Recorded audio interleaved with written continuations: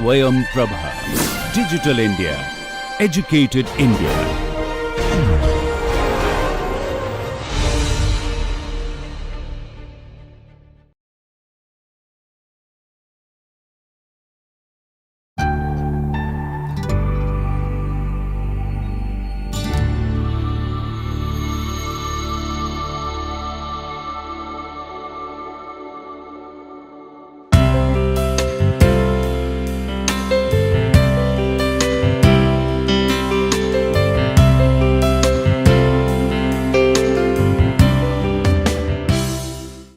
Welcome to the course Introduction to Urban Planning.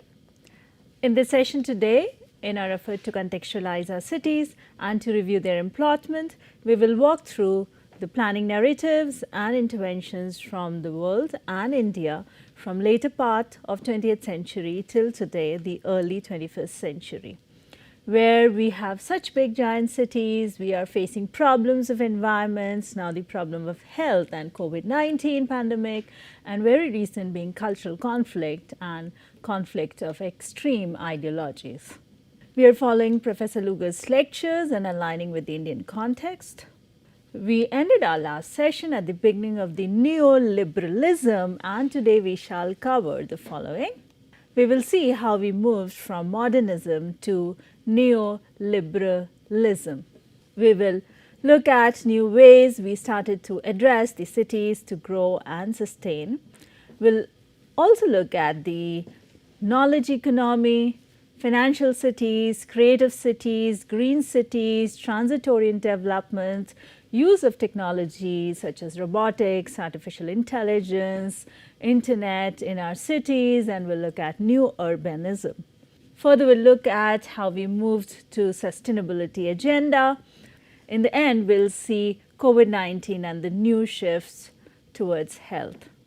The learning outcomes which we anticipate after completion of this session, that you'll be able to review the modernism, and you will be able to differentiate between modernism and neoliberalism. Further, you will be able to identify the new ways in which we started to address the cities to grow and to sustain, such as knowledge economy, financial cities, creative cities, green cities, and you can also identify the concept of transit-oriented development, and then you will be also see and review the implication of use of technology, robotics, AI, internet in our cities. You will be able to conceptually define or address the new urbanism. Further, you will be able to talk about how we are looking at the sustainability issue, and then at this particular juncture, how we are looking at COVID-19 and the shifts towards the health-oriented cities. Industrial cities started to decline, like we saw in the previous session, and we knew how to build city but had no idea on how to dismantle cities. There were opposing theories, but real transformation needed policy and structural fixes. So we saw that how in the previous lecture, how the neighborhood level interventions, voices were raising, which brought certain extent changes to certain extent, but could not be sufficient enough to bring the larger change. For that, policy and structural fixes were needed. We also saw that how cities were running out of money, cities were going bankrupt in the time. So we see here that in 1980, the period which we are talking about, here we see the beginning of neoliberalism. Neoliberalism, which is a policy model of a social studies and economics, which means that there is transfer of control of economic factors from the public sector to the private sector. So we give that command to the private sector.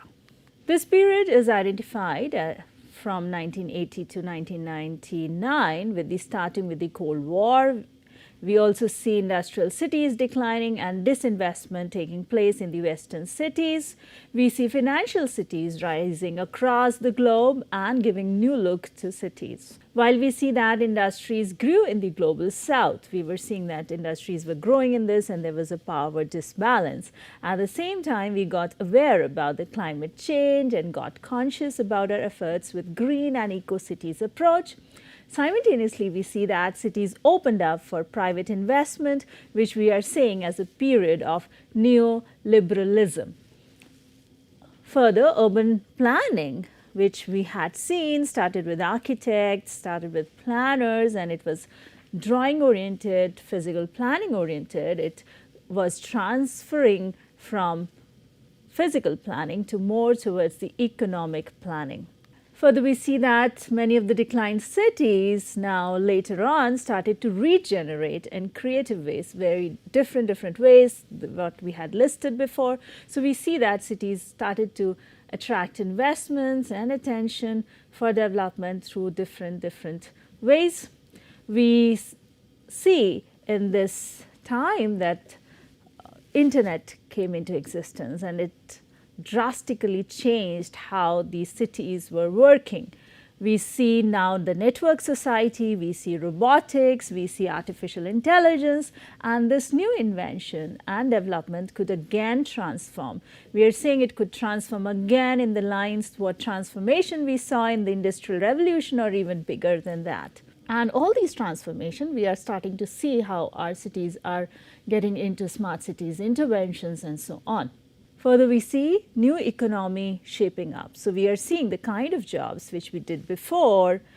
When we saw industrialization, we saw agriculture to industrial base economy. Now we are seeing a different kind of economy, a new economy which is shaping up in our cities. Further, we also see the conversation also forming around old phenomenon, but we also look at the new topics coming in like gentrification. We also see new concepts in cities such as creative cities, green cities, and transit-oriented development in this period. In US, urban renewal at this particular time was recalled because the way you saw in the previous class how they were not really effective and they were very much racialized, so they were rolled back. With the regeneration, we also see that investments were now done in pockets rather than doing it for the entire larger areas. Let us first try to understand neoliberalism. We try to understand the neoliberalism, which is a policy model of a social studies and economics that transfer control of economic factors to private sector from the public sector. Professor Luger explains the characteristic of neoliberalism. It says that the emphasis is more on the supply side and the idea is that the trickle-down economy would happen. Further, we see that the competition in the cities is also market-led. Further, we see that government spends lesser and more of the investment comes from the private sector. That increases the role of the private sector. We also see that there is a flexibility in the labor market. Further, we see more integrated trade, less interference, regulation with the business deals. Further, we look at the mergers, acquisitions, and financial trading. We also see lower taxes, especially corporate taxes, idea that market will stimulate economic growth if left alone. Now we see that urban planning started with architects and then moved to planners and now see multinational companies planning cities or running the cities as business. At this point, it is worth reviewing our economic and public infrastructure, how efficiently our cities are working and how much money our cities have. It is seen that city authorities more and more have less money. When cities have less money to work, they rely on the new source of income, tax rebates, incentive to private investors. What does it really mean when cities have less money? So what the implications are. So then when cities have less money, they start giving tax break, incentives to the private investment. They start spending less on services infrastructure and rely more on the privatizing of these services. We see that they look at the emphasizing high tax yielding development such as real estate, tourism, related like hotels and other things, so which are high tax yielding developments. So they focus more on that, encouraging them. That's why we see that more and more cities are going towards tourism. Then we look at planning functions outsourced to private sectors. Then we see loss of redevelopment funding. We also see gentrification as one result of changing economy and changing policies. In India, we see a major step in the period. The major step was 73rd and 74th Constitutional Amendment Act. In 1989, the central government introduced two Constitutional Amendment Act, which you have also seen previously. This brought in decentralization, and then the entities such as municipal bodies were identified and they were empowered for the third level of governance, so which was a major shift, which showed the shift from the rural to the urban understanding of ours. Further in the line with neoliberalism, in India we see foreign direct investments. FDI was introduced in 1991 under the Foreign Exchange Management Act. Further, we see that URDPFI guideline also provides section of consolidated FDI policy, which is directed or guides how urban and regional planning could take care of this FDI and could integrate it.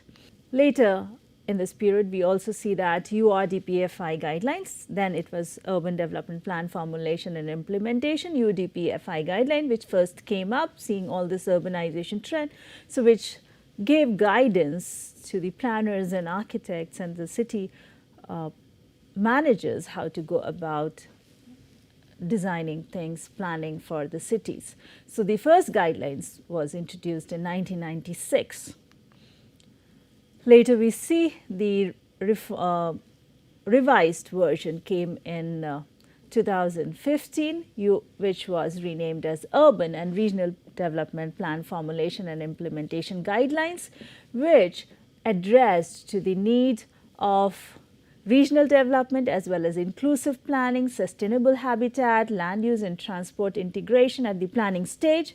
It also gave inputs on the service level benchmark, disaster management concept and governance reform was also given in this. Further in this time, we see in Indian scenario, urban infrastructure projects were more and more undertaken through public and private partnership, because we are looking at the neoliberalism period. We see how even public-private partnership was also increased and encouraged. So the public-private partnership, which is also said as PPP, is a commercial legal relationship defined by Government of India in 2011 as an arrangement between a government, statutory entity, government-owned entity on one side and a private sector entity on the other side, for the provision of public assets and or public services through the investments being made and or managed by the private sector entity. So this was undertaken, more of public-private partnership was encouraged in this period. So today there are hundreds of PPP projects in various stages of implementation throughout the country in different parts, in different cities.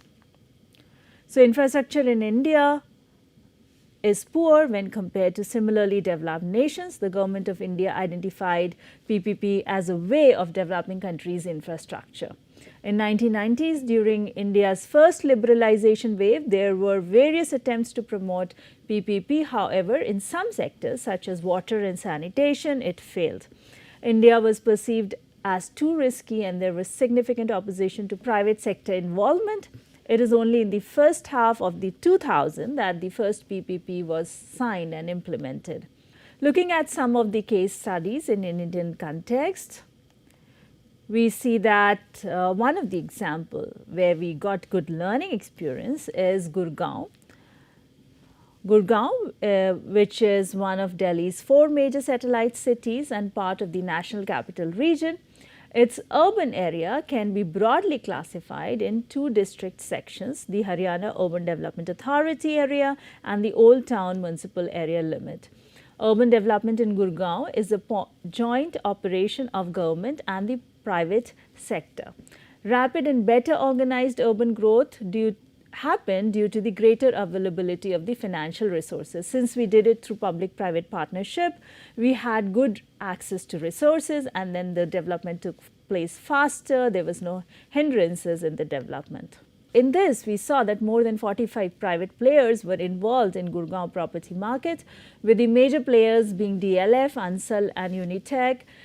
Private capital had very little incentive to provide the public infrastructure that sustains cities. So the project came very fast. All the things were done very fast. There were no hindrances. However, the public infrastructure was not up to the mark as the government was expecting.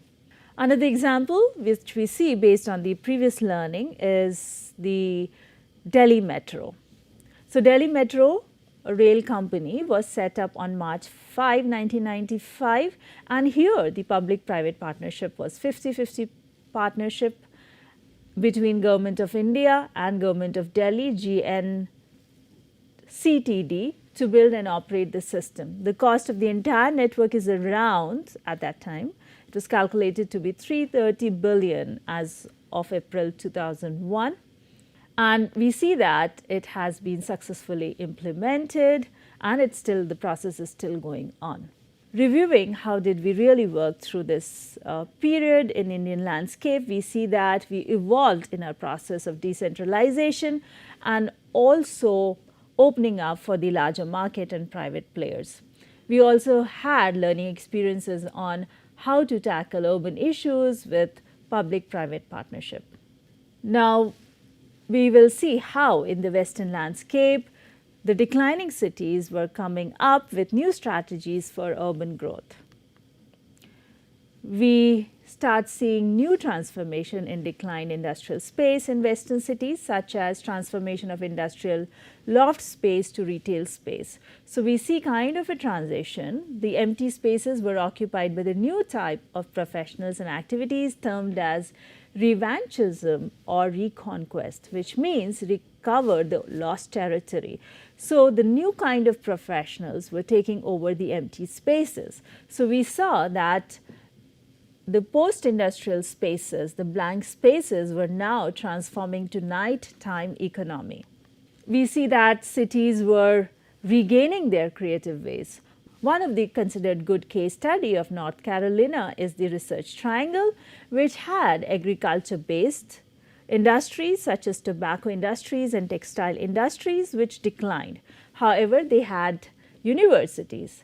But you would see that universities, the general problem is that when the graduates come, the city survives, but then all the graduates go out when they graduate and get their degree. So there was a brain drain. So considering that, they created a research triangle. Since they had 3 universities at their place, so they created a research triangle with low tax district with skilled workforce. So now you're seeing all the graduated students, so with the skilled workforce, and then they created incentive for business and companies. So they created a research triangle with low tax district with 6 skilled workforce and incentive for business and companies. Now considered, this case particularly is now considered as a success with high skilled workforce and number of companies flourishing in the region. We see a trend in such tech job cities in US and across the globe. However, the structural poverty continues. Despite that, we are seeing that these such cities are very successful. There is increase in income, there's increase in job, but there is still structural poverty which continues in such places. So it raises again questions about neoliberalism, that whether such kind of interventions are really successful or not, because such kind of interventions are leading to further economic divide, and the opportunities which are created by this, like you're seeing high skilled jobs, so the economic benefit is only being created and favored for the limited people. Comparing it with Asian and Indian context, we see the study, a comparison of various countries on knowledge-based economy, reveals that emerging economies in Asia and the Pacific perform far lower on the overall knowledge-based economy as compared to countries of the Organization of Economic Cooperation and Development.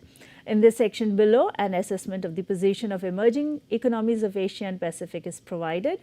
The review of Knowledge Economy Index score in India shows that there are still considerable barriers to doing business and high traffic. We are looking at the examples of the fastest growing cities here in India. Some very well known Science and Technology Park in Indian context are Techno Park in Trivandrum, International Tech Park in Bangalore. We also see Tidal Park in Chennai, Info Park in Kochi, Hyderabad Information Technology Engineering Consultancy City, High Tech City in Hyderabad. Further, we also see biotechnology parks such as ICICI Knowledge Park, Shapurji Palanji Park, International Biotech Park, Golden Jubilee Biotech Park, and then Biotech Park, Lucknow. We also see that cities which have financial role are taking leading role. Like we said, now we are seeing a different kind of cities coming up. So we are seeing the financial cities coming up, and then they taking the leading role, and they are commanding the other cities. And these kind of cities have spread across the globe. So we see a city like New York, we see London, we see Tokyo. So in this image, we can see how in 2002, how the cities had their financial flows from one city to the another. By 2012, we see that how those flows have increased in time. We started seeing and comparing cities with how connected cities are with the global economy. So in this image, we see how the cities are commanding cities. We see that the idea of global city became popular in the time. We see Los Angeles, Chicago, New York, London, Paris, Frankfurt, Milan, Singapore, Hong Kong, and Tokyo being topmost global cities. Also, planners realized that the cities were central to the process of globalization. However, these global cities also show considerable disparities. We also see Mumbai city playing a considerable stronger role as a command city, followed by New Delhi, Chennai, Bangalore, and Kolkata. Let us now review financial centers in India as per the KPMG recent report. We see the top 15 cities with the highest GDP. We see Mumbai, Delhi, Kolkata, Bangalore, Hyderabad, Chennai, and so on, which are top of the list. As per the KPMG report, based on the recent conducted research of 6 main locations, we see that they identified shared service centers in India such as Mumbai, Pune, Bangalore, NCR, Delhi, Chennai, Hyderabad, and their profiles, and they looked at the sustainability and the potential for future shared service center based on the range of factors. So their study revealed the kind of cities which can have such kind of shared centers. Further, we looked into Finance Talent Sustainability Index. Finance Sustainability Index represents the ability of a particular location to sustain a finance business in terms of generating relevant demand for finance jobs and providing adequate, relevant, skilled workforce, all of it at a reasonable cost to the employers. So we see which are our key cities here. Now let us see how, other than these command and global cities, how do smaller cities compete? So we are seeing these are the big cities which are competing in terms of being finance cities or the global cities, but how the smaller cities sustain. So we see here smaller cities organize themselves in form of urban agglomeration to compete for investment for tourists and residents and for business at a global level. For example, Greater Manchester, also termed as intra-urban competition by David Harvey. So with organizing themselves as urban agglomeration, they increase their size, they increase their capacity, and with this Greater Manchester is being able to compete at a global level. Cities also compete through economic clusters combined with agglomeration. So we also see the coming of cluster theory into picture by Potter in 1990. We see that it looks at the development of specialized economic of industrial clusters in a particular place that form a niche in the global economy. Such the example which we looked at was the research triangle. So, on the similar line, how do we create the clusters? Looking at India, we see that cluster based approach has been initiated. The Government of India has announced the National Manufacturing Policy in year 2011 with the objective to enhance the share of manufacturing in GDP up to 25% within a decade, creating 100 million jobs. The National Manufacturing Policy outlines creation of clusters. The clusters play a critical role in technological propagation by facilitating technological learning and manufacturing through the presence of an entire ecosystem in a same geographical location. So, we see the 12th five-year plan of Planning Commission also suggested a cluster approach for promotion of manufacturing industries. So, we will study about this more in our planning legislation segment. We will look at what other policies came out related with national manufacturing policy, national investment and manufacturing zones, special economic zones, and we will also look at the cluster development schemes, also schemes for MSME, micro, small and medium enterprises. Moving forward, another way in which cities compete with each other for investment include branding. So, branding through mega events such as the event which you recently saw in Tokyo Olympics, then you also saw, you have been seeing World Cup, tourism, culture, all these things. By holding mega events, the cities are looking towards branding themselves. We would particularly come across the name Richard Florida, who propagated or who conceptualized the creative city concept, and he identified the creative class for promoting the cities. In this concept, we see that art and culture and tourism have been central to city planning as ways to grow and improve cities since 1980s. We'll look more about this in our segment on culture and cities. Just to capture a few things, in India, heritage culture has been integral to our rural as well as urban life, and we see how we grew, evolved in the process of formally recognizing the urban culture through UNESCO and also through the intervention of Creative City Network. We also see that UNESCO inscribed Dholavira, an ancient Harappan city situated in present-day Gujarat, on the World Heritage List, making it the second Indian site to be accorded the tag this year. So, we see Dholavira in Gujarat, we see Ramappa temple in Telangana.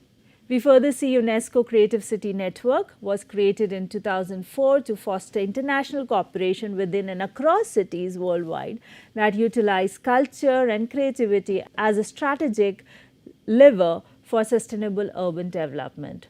So, within this, we see that Indian National Commission for Cooperation with UNESCO has selected Jammu and Kashmir, summer capital Srinagar, among the two cities from India for UNESCO Creative Cities Network in 2021.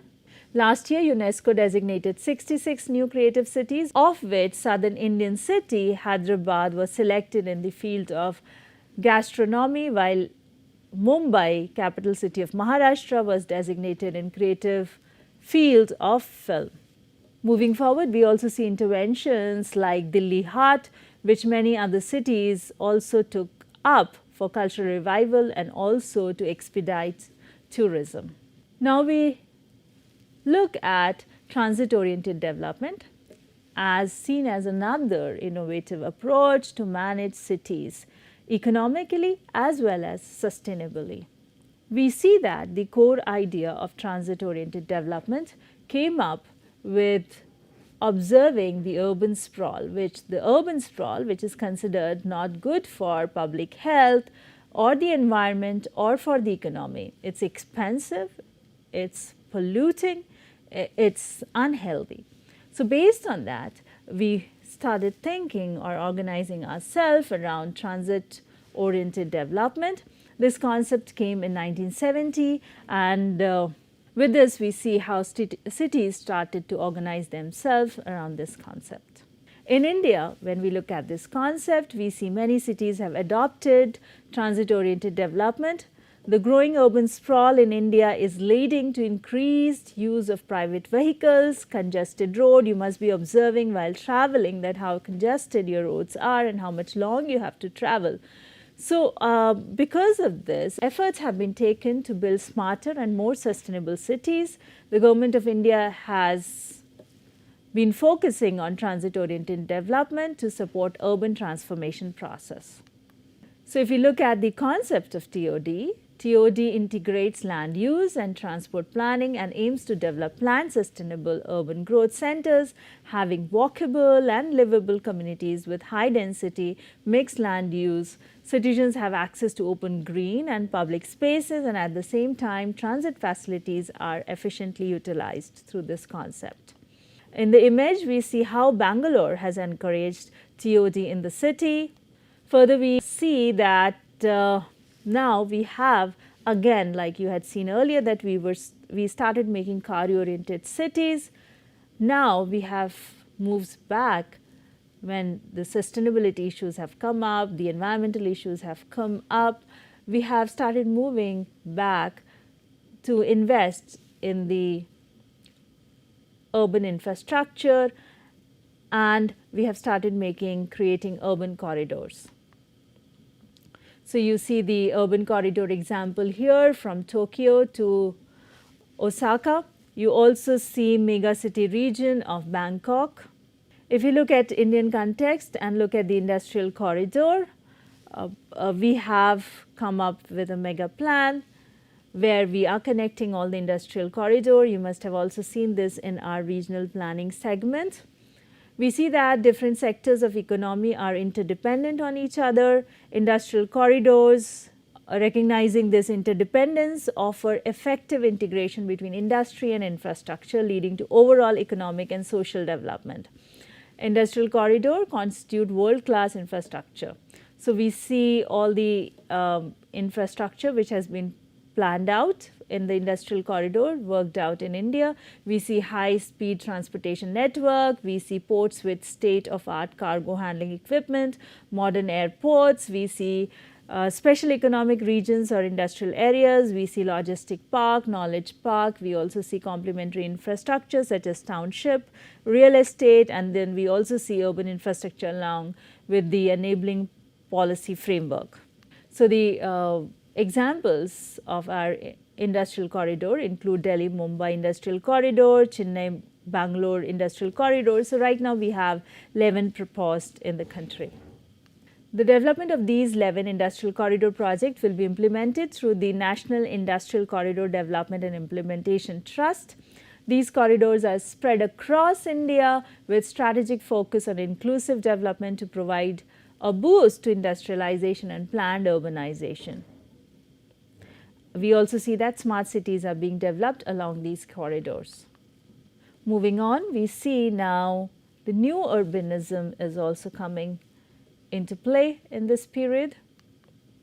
The term new urbanism captures the movement that emphasized a return to denser, more traditional living and working environment with street connectivity, mixed use and town centers with historical architectural styles. So, we see that how we were moving towards the transit oriented development, and then we are moving towards the new urbanism where we are getting more and more connected, plus or moving towards organizing ourselves in much more dense way.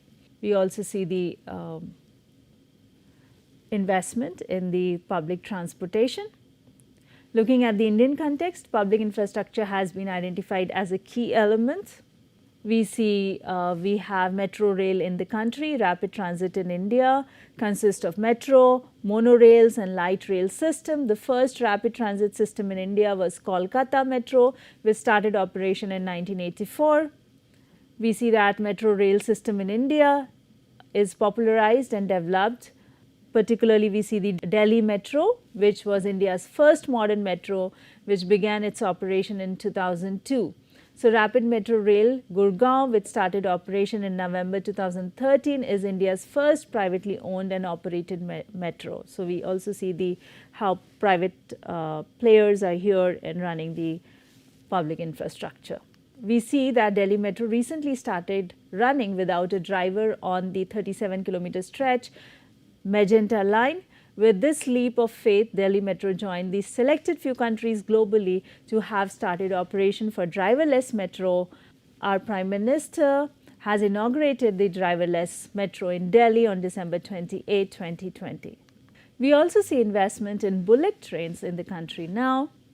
Further, we see investment in all the infrastructure through Amrit mission and also through the smart city missions. We see in this period that due to sustainability and the creative way to attract investments, we have also moved into initiatives like green and eco cities around the world. We see the example of city in China. We also see the example of city in Abu Dhabi, which are built around this concept. How much successful they are, that needs much more investigation, but then these concepts became popular. Eco city, a city which is based on low or zero carbon principle, like we have seen in China and UAE. However, not all were feasible and realistic in their ideas. When we look at the Indian side, we see further like green cities coming up, Bangalore being one of the very prominent and known city which propagated the garden city concept and worked on this. However, there are different reviews related with this. Bangalore was also listed as top green city and environmentally responsible city owing to the spike in the demand for solar as well as garden products as per the research. Moving on, in this period there were so many ideas coming up. We see that another concept which came up was the livability paradigm with livability index. We see that Vancouver is considered as one of the most livable city at the global level. We also have comparison at the Indian level where we see that as per the ministry's research and study, we see that ease of living is best in Bangalore. Further, we see that in this intervention, we also promoted bike-led planning. For example, we see in Netherlands where cities were designed around how people could bike and move around, which was also environmental approach towards planning cities. We also see the challenge of how to develop the existing areas around the same concept, which further led to the concept of retrofit. Here we see the older areas where the development was in a different way, and now we are moving more towards the public infrastructure, public transportation. How do we reconnect to these areas? So for that, the new concept of retrofit came, and you have, if you may recollect, we also saw this in the smart intervention where the one component was on the retrofitting aspect. So now looking at the current time of when we are at the age of internet, we are at the age of data, we are at the time of artificial intelligence and robotics, we see cities moving towards adopting and consuming these data. So we have moved towards the smart urbanism. So the concept of smart urbanism comes here. We see how we have started looking at the future, and we are seeing that our cities need to be smart, they need to address the climate change, and how we need to work upon this.